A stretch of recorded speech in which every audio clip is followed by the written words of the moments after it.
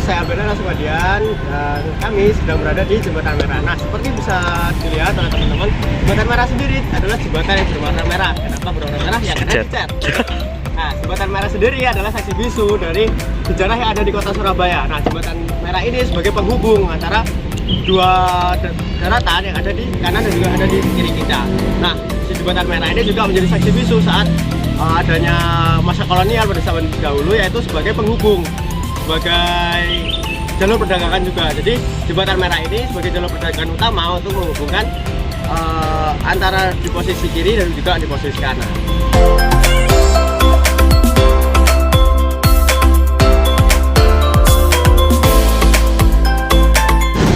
Oke, tadi kan sudah saya sebutkan dari sisi kiri dan sisi kanan. Nah, apa itu? Nah, di sisi kanan yaitu ada Kota Lama. Dan di sebelah kirinya ada Kiai. Nah, kedua tempat ini merupakan pusat dari perdagangan pada masa lalu dan sampai sekarang juga masih menjadi sebagai pusat perdagangan di Kiai itu sendiri. Dan sekarang di Kota Lama menjadi suatu objek wisata yang sering didatangi oleh para wisatawan baik lokal maupun internasional. Dan selain itu, di Jembatan Merah ini juga menghidupkan UMKM yang ada di sekitarnya. Yaitu kenapa? Karena menjadi suatu objek wisata dari sejarah, objek wisata dari perjalanan dari kehidupan di Surabaya itu sendiri. Tidak hanya sebagai sejarah saja, tapi Jembatan Merah itu juga memiliki fakta menarik, teman-teman.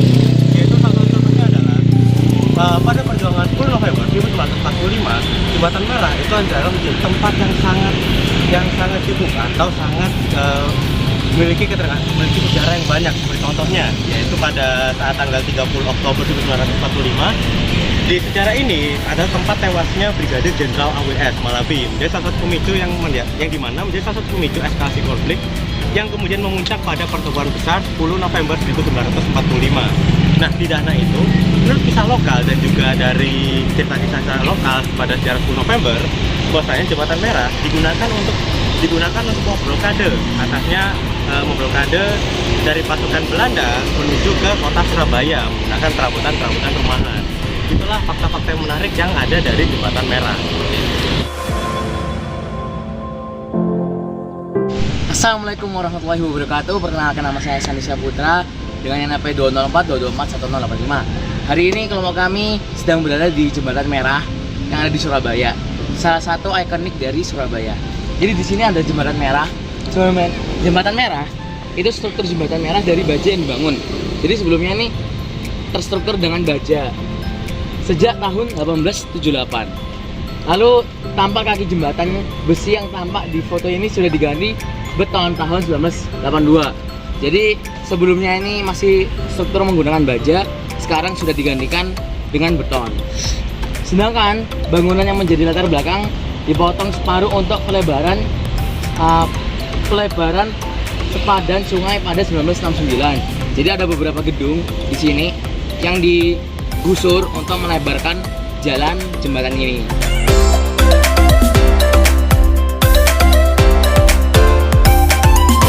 Ini merupakan Bapak Rizky, dan pada kesempatan kali ini saya akan menjelaskan filosofi dari setiap komponen yang ada di Jembatan Merah, maupun sejarah maupun secara fisik.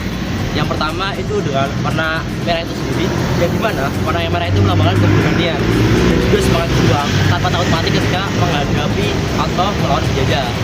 Yang kedua itu adalah letaknya yang dia menghubungkan dua wilayah, yang dimana pada awalnya pada masa sejarah menghubungkan antara kolonial Belanda dan juga kolonial Cina di Kiai, yang dimana ini menimbulkan sistem persatuan antara berbagai golongan masyarakat dari pribumi maupun dari bangsa atas maupun kelas atas. Maksudnya adalah terdapat peristiwa khususnya dari Malabi, yang dimana kita itu berani melawan setiap penjajah yang ada untuk demi kemerdekaan untuk Indonesia. Dan terakhir adalah menjadi bukti nyata bahwa kemerdekaan itu tidak didapatkan secara mudah, namun juga kita harus mendapatkan kemerdekaan itu dengan baik, dengan kuat.